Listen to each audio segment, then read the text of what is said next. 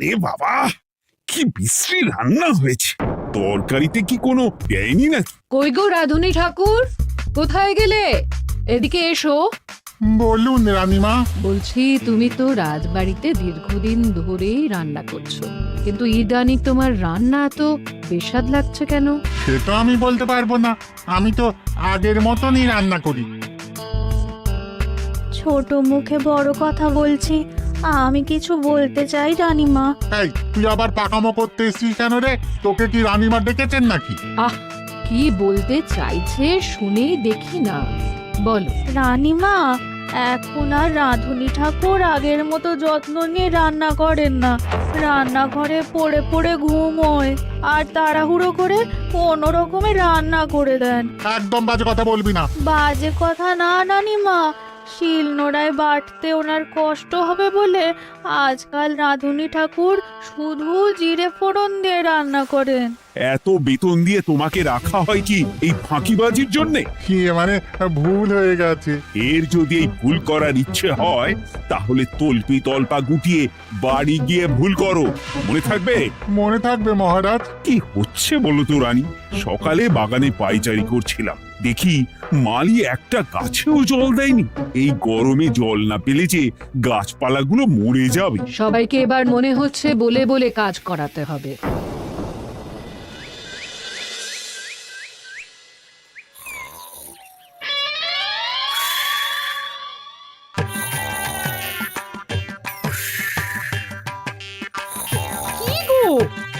কদিন ধরে তো তুমি শুধু খাচ্ছ আর ঘুমোচ্ছ, বাজার দোকান কিছুই নেই গো, রাজসভাতেও যাও না, কি যে করি। কি গো দিদা, দাদু আজও ঘুমোচ্ছে? কি বলবো বলতো? আমরা কিছু একটা ব্যবস্থা করছি, দাঁড়াও।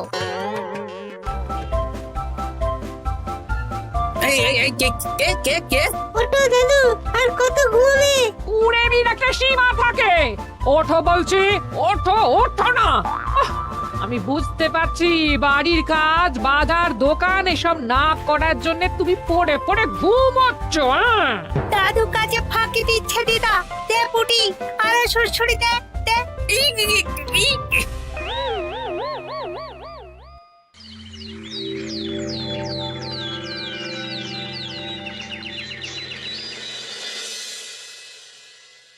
মহারাজের শরীর খারাপ না মন খারাপ? মহারাজ এরকম চুপ করে ঘুম মেরে থাকলে তো রাজপাট সব উঠে যাবে। কিছুই বুঝতে পারছি না। মহারাজ আছেন চুপটি করে, নেই যে মুখে শব্দ। ফাঁকি দিলেই এবার তাকে করব আমি জব্দ। অনেক শুয়েছি, আর নয়। মহারাজ, কে ফাঁকি দিচ্ছে? আমি তো ফাঁকি দিই না। পণ্ডিত, তুমি দিচ্ছ নাকি ফাঁকি? না না, বৈদ্য। আমি ফাঁকি দিলে সবাই ওই রোগে ভুগে মরে যাবে। আমি তো রোজ সময়ই রাজসভায় আসি, তাহলে আমি বলছি আসল কারণ। রাজবাড়ির রাধুনী ফাঁকি দিচ্ছে, আর 3 দিন ধরে রাজসভায় গোপাল বেপাত্তা। হ্যাঁ, এই গোপাল বেটাই আসল ফাঁকিবাজ। ওকে বরখাস্ত করে দিন। গোপালকে যদি বরখাস্ত করা হয় তাহলে বিপদে আপদে মহারাজের পাশে দাঁড়াবে কে? অসময় মহারাজ বুদ্ধি পাবেন কার কাছে? এই সুযোগ, এই সময় গোপালকে মহারাজের চক্ষুশূল করতে হবে, তাহলে আমি একেবারে জেঁকে বসতে পারবো। মহারাজ, গোপাল ঠিক কতটা ফাঁকিবাজ হয়ে উঠেছে তার কোনো ইয়ত্তা নেই। হ্যাঁ, বলুন তো। বেটা গোপাল কোনোদিন সঠিক সময়ে রাজসভায় আসে না, কোনো দিন তো আসেই না, যেমন আজকেও আসেনি। আর না এলে মহারাজকেও কারণটা জানায় না। আপনাকে সম্মান করা তো দূরের কথা, কোনো ভ্রুক্ষেপই করে না। এটা কিছুটা হলেও মন্ত্রী মশাই ঠিক কথা বলছেন। হ্যাঁ, এ তো একদম সঠিক কথা। ঠিক বলেছ। প্রহরী, প্রহরী, বলুন মহারাজ। তুমি আরেকজনকে সাথে নিয়ে এক্ষুনি গোপালকে তুলে নিয়ে এসো। আচ্ছা মহারাজ। বলি, তুমি আজকেও রাজসভায় কামাই করবে? অর্ধেক দিন কামাই করলে বেতন কাটা যাবে গো। গিন্নিমা, গোপালকে মহারাজ ডাকলেন। ওই দেখো রাজবাড়ি থেকে প্রহরীও ডাকতে এসেছে। ওহ, মহারাজের আদেশ না শুনলে তোমাকে তুলে নিয়ে যেতে বাধ্য হব। আরে দাঁড়িয়ে দেখছিস কি, তুলে নিয়ে চল। ঠিক বলেছিস, তুই হাত ধর আর আমি পা ধরি। আমরা আমরা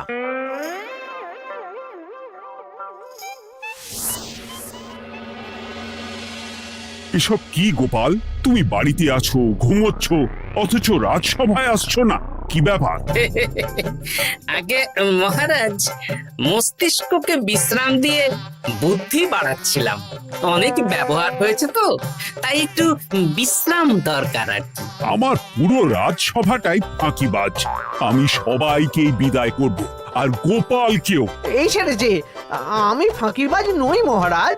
আমি খোঁজ নিয়ে দেখেছি, সবাই কম বেশি গায়ে হাওয়া লাগিয়ে ঘুরছে। মহারাজ, আমি তো নদীর পাড়ে বসে শীতল হাওয়া গায়ে লাগাই, তবেই তো ঢেউয়ের মতো আমার ছন্দ আসে। কেউ ফাঁকিবাজ না মহারাজ, আসল ফাঁকিবাজ গোপাল। মহারাজ, আমি যদি দরকারে আপনাকে বুদ্ধি দিয়ে, ফাঁকা সময়ে বিশ্রাম দিয়ে ফাঁকিবাজ হই, তাহলে মন্ত্রী মহা ফাঁকিবাজ। কারণ মন্ত্রীর কাজ রাজাকে বুদ্ধি দেওয়া, তা তিনি করেন না বলেই আমাকে দরকার পড়ে। আমি তো ভাঁড়, আমি শুধু হাসাবো, এটাই আমার কাজ। তাতে কি, সেনাপতিও তো সেনা প্রধান, ও কি যুদ্ধ করে? রাজ্যে শান্তি শৃঙ্খলা বজায় আছে, তাহলে যুদ্ধ করে হবেটা কি? হ্যাঁ, অকারণে পায়ে পা দিয়ে যুদ্ধ বাঁধাবো নাকি? হ্যাঁ, যত সব। যখন তখন বিপদ আসতে পারে, তাই যুদ্ধের জন্য সব সময় সামরিক শক্তিকে প্রস্তুত থাকা দরকার। হ্যাঁ, এটা গোপাল ঠিক বলেছে। সেনাপতিকে তো কোনোদিন সেসব নিয়ে মহড়াও করতে দেখি না। তাহলে দাঁড়ালো তিনজন ফাঁকিবাজ। মূল অভিযুক্ত গোপাল দিন রাত কামাই করে, মন্ত্রী মহারাজকে বুদ্ধি দেয় না, আর সেনাপতি যুদ্ধের প্রস্তুতি নেয় না। এই তিনজনকে আমি বিদায় করব। এই সেরেছে, এ তো দেখছি বিনা মেঘে বজ্রপাত। না, তবে তোমরা যে ফাঁকিবাজ নও সেটা প্রমাণ করার জন্য 12 ঘন্টা সময় দেব। আমাদের কি করতে হবে? তোমাদের তিনজনকে 3টে খালি বস্তা দেব। প্রত্যেকে ওই খালি বস্তা নিয়ে জঙ্গলে যাবে, আর এই 12 ঘন্টার মধ্যে জঙ্গল থেকে বস্তা ভরে আনবে। একটা বস্তা ভরার জন্য 12 ঘন্টা সময়? এ তো খুবই সহজ কাজ। সহজ কঠিন জানি না, যে ফাঁকি দিয়ে ফাঁকা বস্তা জমা দেবে বা কিছুটা ভর্তি কিছুটা খালি আনবে, সে সাজা পাবে। আচ্ছা মহারাজ, আমি বস্তায় কি নিয়ে আসবো সেটা কি আপনি দেখবেন? তা দেখব না, কিন্তু বস্তা ভরে আনতে হবে। আর যা বস্তায় ভরে আনবে তাই নিয়ে সবাই বাড়ি ফিরে যেতে পারবে। তার মানে বস্তাতে যা থাকবে সব বস্তার মালিকই পাবে। একদম তাই। বুঝে গেছি, ভিতরে কোনো গভীর পরিকল্পনা আছে। প্রহরী, প্রহরী, তুমি এই তিনজনকে 3টে বস্তা দিয়ে দাও। যথা আজ্ঞা মহারাজ। আর বাকি সভাসদেরা আজকে রাজসভাতেই থাকুক। ওরা 3জন আসবে, ওদের বিচার হবে, তারপর ফিরবে। আমাদের খাওয়া দাওয়া তাহলে রাজবাড়ির তরফ থেকেই দেয়া হবে মহারাজ? হ্যাঁ। জঙ্গলে তো যাচ্ছি, কি নেব? গোপাল, আমি বলি কি, তুমি বরং আমার বস্তায় ঢুকে যাও, আমি তোমাকেই নিয়ে ফিরে যাই, লেটা চুকে যাবে। আপনি যদি একা আমাকে বস্তায় ভরে নিয়ে যেতে পারেন তো চলুন। একা? এই সেরেছে। দাঁড়ান, আমি আপনার কাঁধে চড়ে দেখি আপনি আমাকে বইতে পারবেন কি পারবেন না। না না, মুখ ফসকে বলে ফেলেছি, মাথা খারাপ নাকি? তাহলে নিজের মতন থাকুন।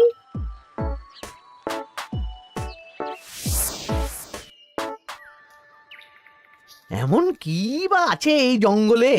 আমার কাজে লাগার মতন তো কিছুই দেখতে পাচ্ছি না।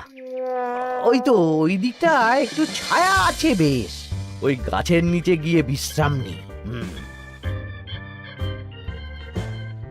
সেনাপতি, অত চিন্তা ভাবনা করার কিছুই নেই। মহারাজ তো আর দেখবেন না আমরা বস্তায় কি ভরে নিয়ে যাব। 12 ঘন্টা অনেক সময়। এখন বিশ্রাম নাও। আপনার ইঁদুরের পেট, আপনি বিশ্রাম নিন। দেখি জঙ্গলে থেকে কিছু ফল পেড়ে আগে খাই, তারপর না হয় ওই বস্তাটা ওই ফলমূলের খোসা আর মাটিতে পড়ে থাকা পাতা দিয়ে ভরিয়ে মহারাজের কাছে নিয়ে যাব। হ্যাঁ, বস্তা যখন বাড়ি নিয়েই যেতে পারবো, তাহলে বনের সব থেকে ভালো ভালো ফলগুলো আগে ভরে নি। গিন্নিকে এবার বলবো, বাজার আনি না তো কি হয়েছে, দেখো কত ফল এনেছি।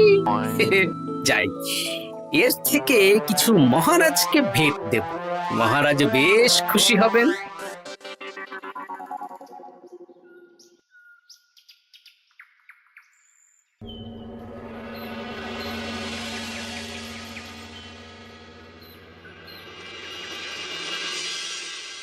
উফ, এই এত বড় জ্বালার মতো পেটখানা নিয়ে এই পেল্লাই গাছে উঠবো কি করে?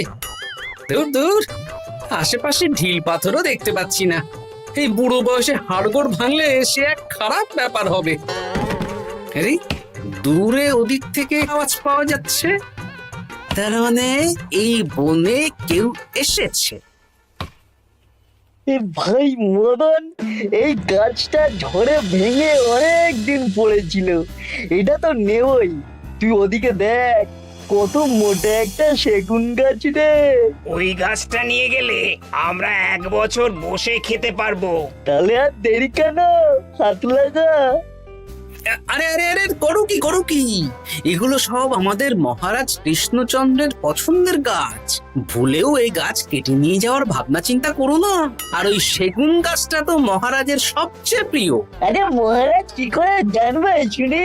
এই বনে তো তিনি ভুল করেও আসেন না। এই যে আমি আসি, আমি মহারাজের দূত। তোমরা যদি ভুল করে ওই সেগুন গাছে হাত দাও, তাহলে কিন্তু তোমাদের গর্দান যাবে। এই সেরেছে, কিন্তু আমরা তো কাঠুরিয়া, কাঠ ছাড়া পেট চালাবো কি করে? সে তোমাদের ব্যবস্থা তোমরা করো, অন্য অনেক কাজ আছে। এই সামনের গাছটা মরে পড়ে আছে, এটার কাঠ আমরা নিয়ে যেতে পারবো তো? তা পারবে, এতে অত চিন্তার ব্যাপার নেই। গোপাল আছে যখন, তখন এই রাজ্যের কেউ মুশকিলে থাকবেই না। শুধু তোমাদের একটা কাজ করতে হবে। কি কাজ? এই নাও বস্তা। আমার জন্য এই জঙ্গল থেকে টাটকা বিভিন্ন ফল পেড়ে এই বস্তা ভরে দাও, তাহলে মহারাজকে আর তোমাদের কথা বলবো না, বুঝলে? আর তোমাদের যাতে রাজবাড়িতে কোনো কাজ হয়, সেই নিয়ে মহারাজের কাছে সুপারিশও করো, কেমন? বেশ বেশ, তুমি তাহলে এখন এখানে বিশ্রাম করো, আমরা তোমার বস্তা ভরে ফল নিয়ে আসছি। ঠিক আছে, আমি তোমাদের কুঠার পাহারা দিচ্ছি, তোমরা ভালো তরতাজা ফল বস্তায় ভরে নিয়ে এসো।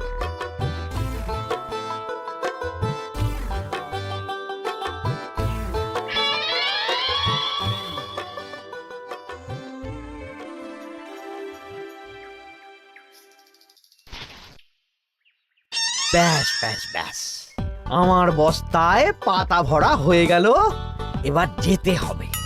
আমারও বস্তা ভরা হয়ে গেছে মন্ত্রী মশাই। হ্যাঁ, কটা ফল খেলাম আর কটা ভরে নিলাম, আর বাকি জঙ্গলের পাতা ভরে ফেলেছি। হ্যাঁ, আবার কি কি ভরেছি আর কি ভরিনি সেসব তো মহারাজ আর দেখতে যাবেন না। তাহলে আর দেরি কেন, চলুন হাঁটি হাঁটি পা পা করে এগিয়ে যাই। গোপালকে তো দেখতে পাচ্ছি না। ও বেটা যা কুঁড়ে, হয়তো এখানে এসেও ঘুমিয়ে পড়েছে। আবার কালকে সকালবেলা উঠবে।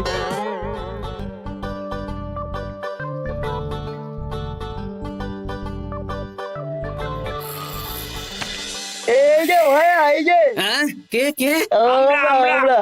ও, বলো, বস্তা ভরে এনেছো? হ্যাঁ, ভরে এনেছি। তাহলে চলো রাজসভায় যাই, তোমাদের একেবারে মহারাজের সাথে পরিচয়ও করিয়ে দেবো, আর কাজের ব্যাপারেও বলবো। চলুন। চলো চলো চলো।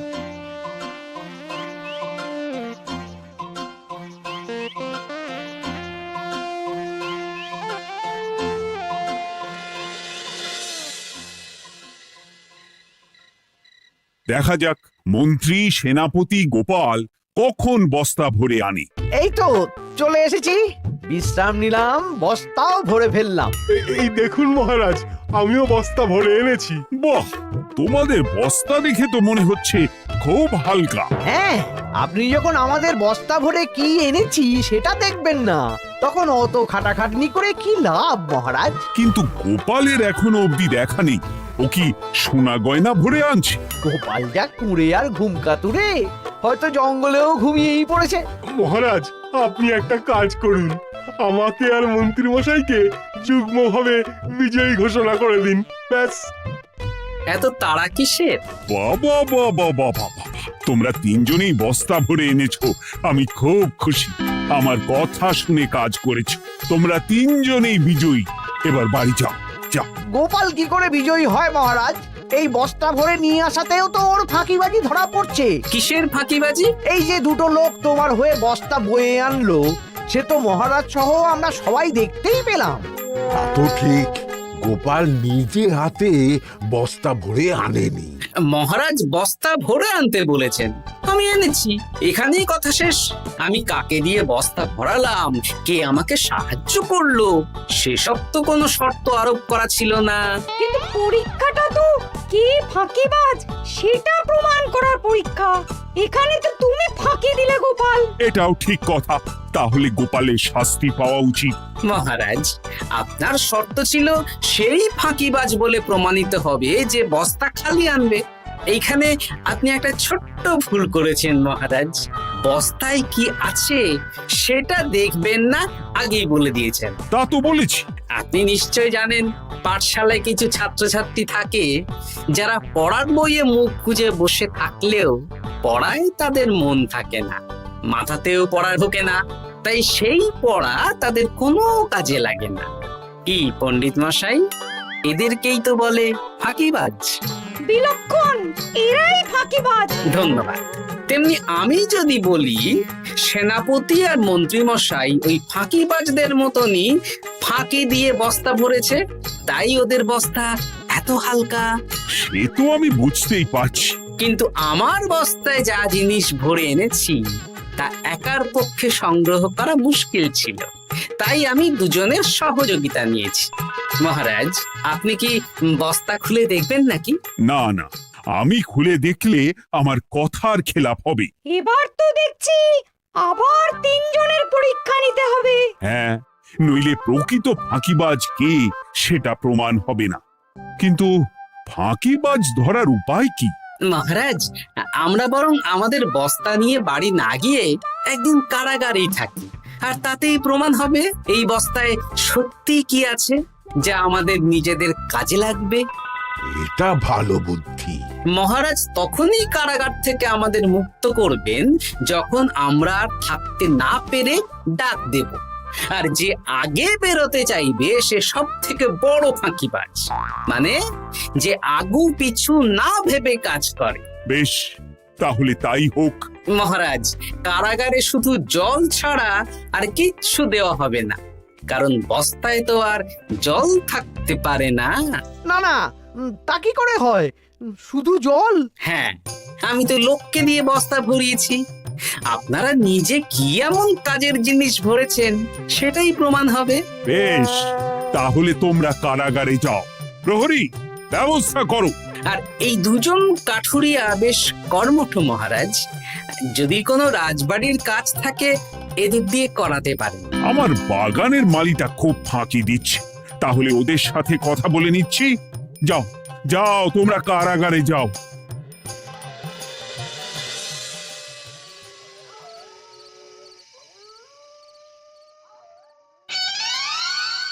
ওরে বাবা রে, কি খিদে খিদে বাচ্চা রে। দেখি বস্তায় কি আছে দেখি।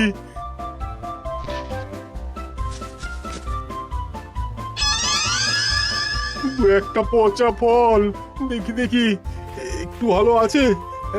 এটা একটু ভালো আছে, হ্যাঁ এটাই খাই, হ্যাঁ এটাই খাই।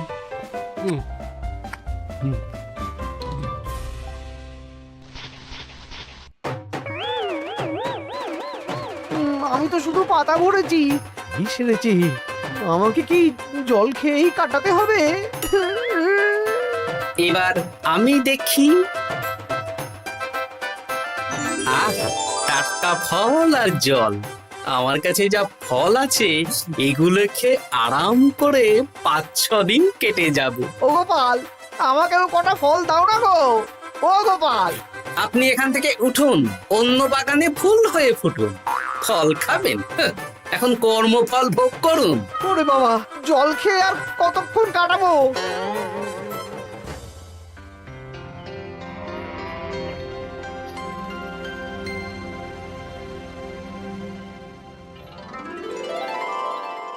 উফ, পেটটা চুই চুই করছে, কি খিদে পেয়েছে না। আমি আমি বাড়ি যাব। আপনি বাড়ি যাবেন? হ্যাঁ। তাহলে বেরিয়ে আসুন, বেরিয়ে আসুন। বেটা গোপাল কায়দা করে এমন শর্ত দিতে বললো, পুরো ফেঁসে গেলাম। আমারও তো খাওয়ার মতন তেমন কিছু নেই, আমিও এখানে থাকবো না। আমি এখানেই আছি, ফল খাবো, জল খাবো, আর প্রকৃতির ডাক এলে একটু বাইরে যাব।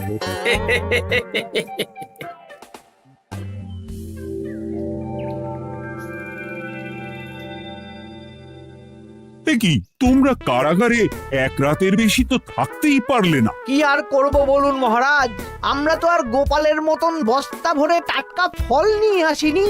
বেটা গোপাল আমাদের দেখিয়ে দেখিয়ে ফল খাচ্ছিল, অতি আমাদের খিদে আরো বেড়ে যাচ্ছিল। তাহলে এরা দুজনে তো হার মেনে নিল।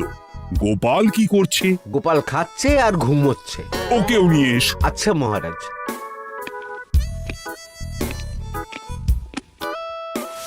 একই মহারাজ, আমার তো এখনো বাইরে আসার ইচ্ছে হয়নি। কি আর করা যাবে, ওরা হার মেনে নিয়েছে, তার মানে তুমি জয়ী হয়ে গেলে গোপাল। আমার বস্তায় ভরে অনেক ফল এনেছিলাম, এখনো অনেক আছে।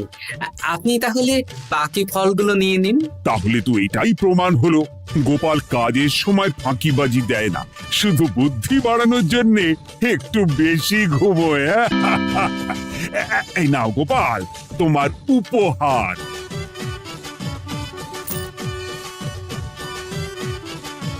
মহারাজ, আমি সময়ের কাজ সময়ে করি, আর বাকি সময় একটু ঘুমাই। আমার এখন ঘুম দরকার মহারাজ, কাল থেকে অনেক ধকল গেল যে। বেশ, তোমাকে ঘুমানোর জন্য 1 সপ্তাহ ছুটি দেওয়া হলো।